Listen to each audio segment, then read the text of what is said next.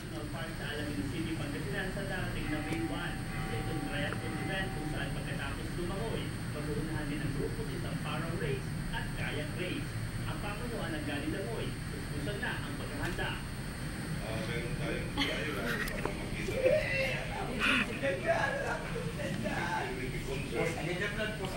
Wala yan, wala. Ma-impress yung mga officiating bodies na create natin on the respective tasking and duties. Natuloy na rin ang ruta ng adventure race sa Hawaii. Hati sa pinulit ang kamera. Stage 1 to 3, lalo sa dalawang sa 1.41 km distansya mula sa Lopez, Quezon at Clave Island. Mula sa Sundance Island hanggang Cagaw Island naman ang Paraw Race. Sa mga huling yugto, magkakayak ang mga kalahok mula sa Cagaw, Romulo, Governors Island hanggang karating sa Lubacuar.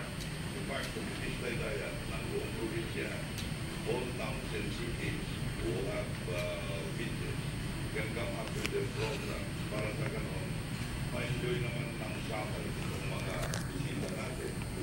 Bukod sa galit ng mga araw ng Pistay Daya, magkakaroon din ng siguro street art painting. Yun eh! Narito ang kaya ng Malino ID na mahatang talento sa visual arts. Isa po So, pare, it's about pala, pare, tignan. activities ginagawa sa Pilipinas. Ako, si Alvin. Yun eh!